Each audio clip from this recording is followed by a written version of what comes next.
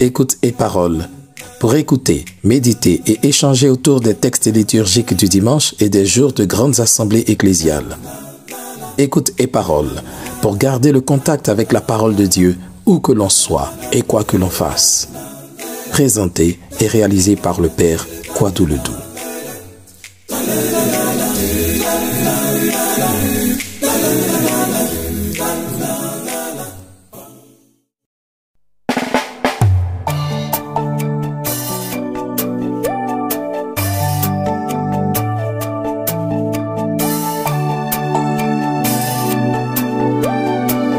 Dimanche 26 novembre 2023, solennité du Christ roi de l'univers. Lecture du livre du prophète Ézéchiel, chapitre 34, versets 11 à 12 et 15 à 17. Ainsi parle le Seigneur Dieu. Voici que moi-même, je m'occuperai de mes brebis, et je veillerai sur elles. Comme un berger veille sur les brebis de son troupeau, quand elles sont dispersées, ainsi je veillerai sur mes brebis, et j'irai les délivrer dans tous les endroits où elles ont été dispersées, un jour de nuages et de sombres nuées. C'est moi qui ferai paître mon troupeau, et c'est moi qui le ferai reposer, oracle du Seigneur Dieu. La brebis perdue, je la chercherai, l'égarée, je la ramènerai. Celle qui est blessée, je la panserai. Celle qui est malade, je lui rendrai des forces. Celle qui est grasse et vigoureuse, je la garderai, je la ferai paître selon le droit. Et toi, mon troupeau, ainsi parle le Seigneur Dieu. Voici que je vais juger entre brebis et brebis, entre les béliers et les boucs. Parole du Seigneur, nous rendons grâce à Dieu.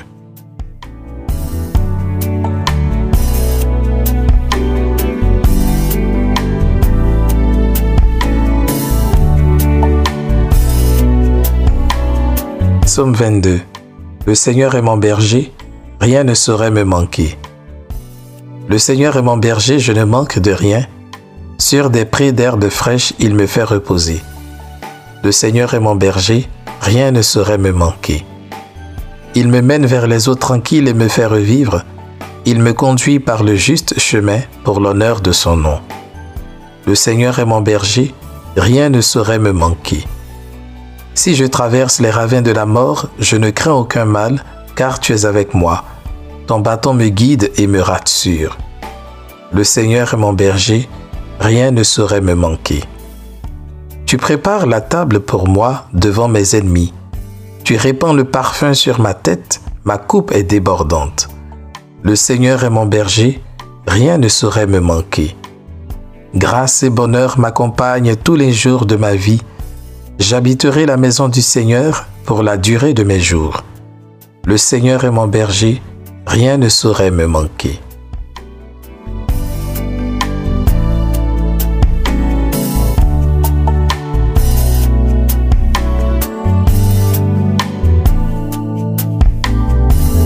Lecture de la première lettre de Saint Paul apôtre aux Corinthiens, chapitre 15, versets 20 à 26 et 28. Frères, le Christ est ressuscité d'entre les morts, lui, premier ressuscité parmi ceux qui se sont endormis. Car la mort étant venue par un homme, c'est par un homme aussi que vient la résurrection des morts. En effet, de même que tous les hommes meurent en Adam, de même, c'est dans le Christ que tous recevront la vie, mais chacun à son rang. En premier, le Christ, et ensuite, lors du retour du Christ, ceux qui lui appartiennent. Alors, tout sera achevé quand le Christ remettra le pouvoir royal à Dieu son Père, après avoir anéanti parmi les êtres célestes toute principauté, toute souveraineté et puissance. Car c'est lui qui doit régner jusqu'au jour où Dieu aura mis sous ses pieds tous ses ennemis. Et le dernier ennemi qui sera anéanti, c'est la mort. Et quand tout sera mis sous le pouvoir du Fils, lui-même se mettra alors sous le pouvoir du Père qui lui aura tout soumis. Et ainsi, Dieu sera tout en tous. Parole du Seigneur. nous rendons grâce à Dieu.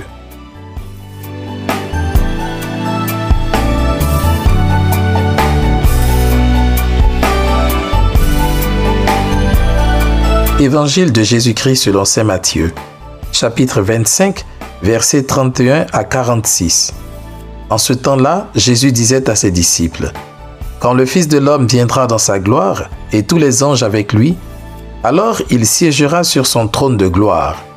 Toutes les nations seront rassemblées devant lui. Il séparera les hommes les uns des autres, comme le berger sépare les brebis des boucs.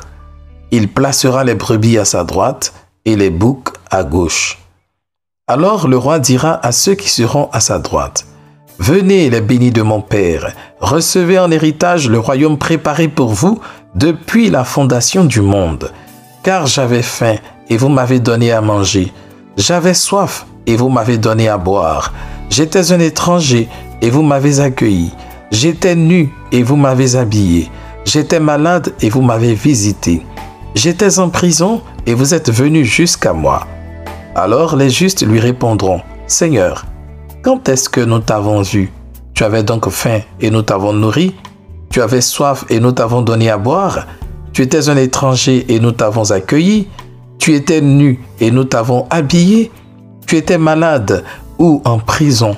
Quand sommes-nous venus jusqu'à toi? » Et le roi leur répondra, « Amen, je vous le dis, chaque fois que vous l'avez fait à l'un de ces plus petits de mes frères, c'est à moi que vous l'avez fait. » Alors il dira à ceux qui seront à sa gauche, « Allez-vous-en loin de moi, vous les maudits, dans le feu éternel préparé pour le diable et ses anges. Car j'avais faim, et vous ne m'avez pas donné à manger. J'avais soif, et vous ne m'avez pas donné à boire. J'étais un étranger, et vous ne m'avez pas accueilli. J'étais nu, et vous ne m'avez pas habillé. J'étais malade et en prison, et vous ne m'avez pas visité. » Alors ils répondront eux aussi, « Seigneur, quand t'avons-nous vu avoir faim, avoir soif, être nu, étranger, malade ou en prison, sans nous mettre à ton service? » Il leur répondra, « Amen, je vous le dis, chaque fois que vous ne l'avez pas fait à l'un de ces plus petits, c'est à moi que vous ne l'avez pas fait. » Et ils s'en iront, ceux-ci, au châtiment éternel, et les justes à la vie éternelle. Acclamons la parole de Dieu. Louange à toi, Seigneur Jésus.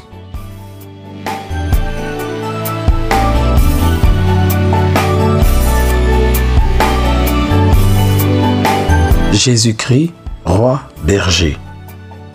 Depuis David, le deuxième roi d'Israël, la figure du roi a été associée à celle d'un berger. David lui-même, avant son élection divine et son onction par le prophète Samuel, gardait le troupeau de son père Jessé. Et tout jeune qu'il était, il avait le courage et la force de défendre son troupeau contre les attaques du lion et de l'ours. Devenu roi, il est parvenu à rassembler en un seul peuple les 12 tribus d'Israël et à délivrer son peuple de tous les ennemis qui l'entouraient. Alors s'est construite l'image selon laquelle le roi n'est pas un chef qui commande et dirige, mais un berger qui rassemble et protège.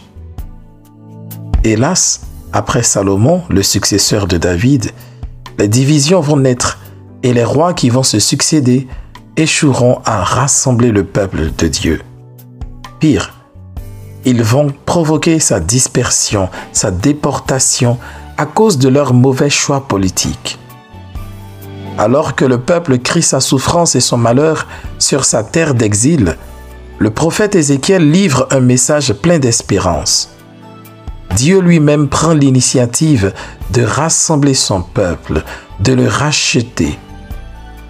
« Voici que moi-même, je m'occuperai de mes brebis et je veillerai sur elles, moi qui ferai paître mon troupeau, et c'est moi qui le ferai reposer. » Cette prophétie d'Ézéchiel s'accompagne à nouveau d'une figure royale que Dieu va établir pour conduire son peuple.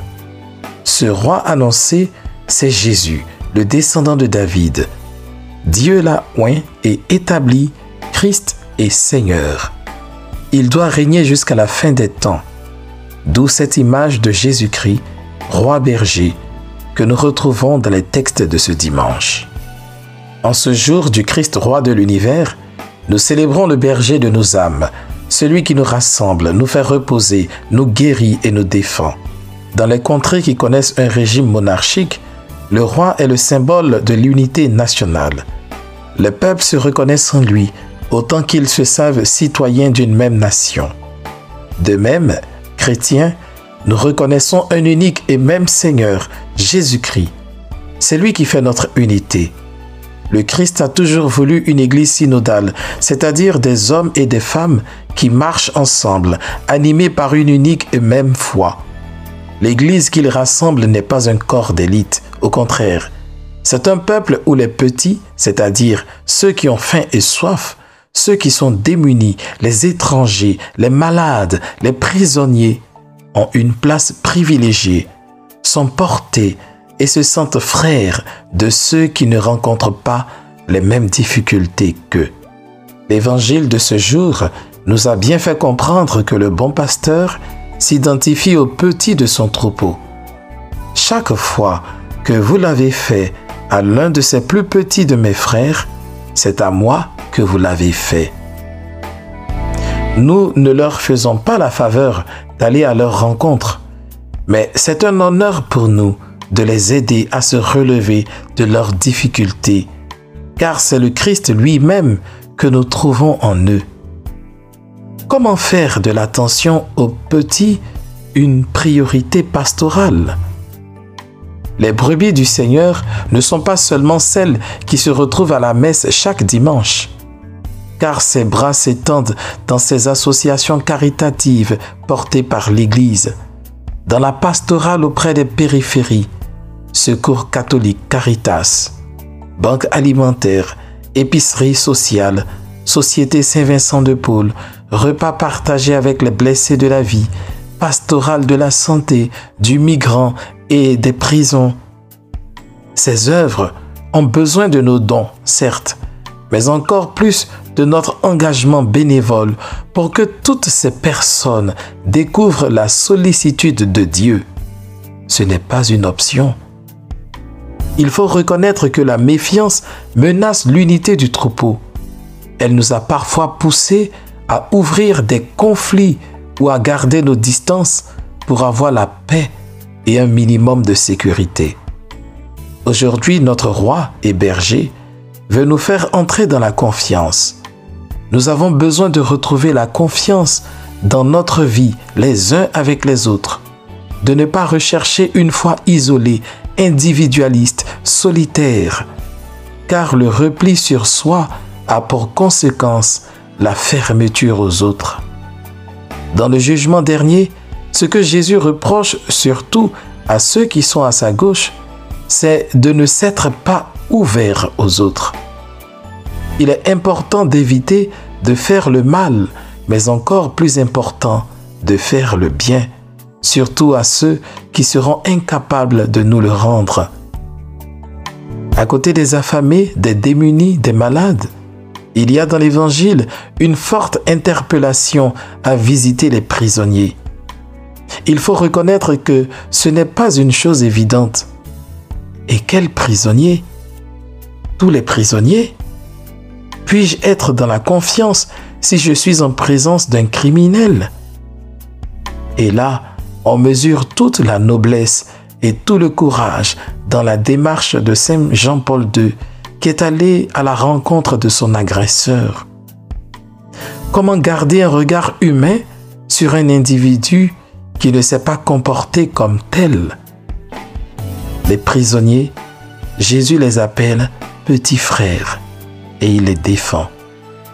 Leur manifester de l'attention ne veut pas dire leur apporter des oranges, mais œuvrer pour que soient respectés leurs droits, car eux aussi en ont. Droit aux soins médicaux par exemple. Les accompagner dans le processus de réinsertion sociale après leur peine. En méditant sur l'image du Christ roi berger de l'univers, nous avons été amenés à découvrir ce troupeau qu'il veut rassembler et conduire, guérir et protéger. C'est un troupeau loin d'être parfait, mais juste celui que le Christ a choisi d'aimer et pour lequel il a consenti à donner sa vie. Entrons dans la volonté de notre roi d'agréger à son troupeau les petits.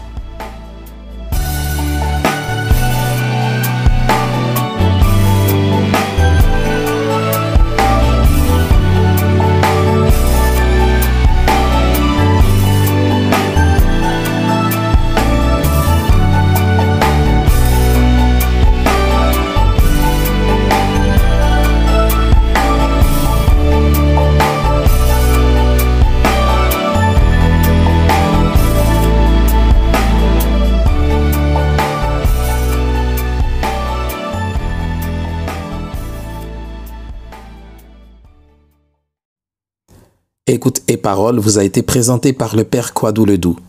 Si la parole de Dieu de ce jour vous a touché d'une façon particulière, n'hésitez pas à en faire l'écho à tous ceux et celles qui suivent ce podcast dans les commentaires.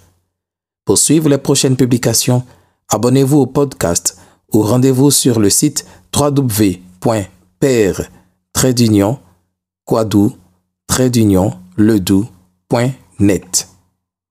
Une dernière chose. N'oubliez pas de partager ce podcast autour de vous pour que la parole de Dieu retentisse jusqu'aux confins de ce monde. Car la foi naît de ce qu'on entend.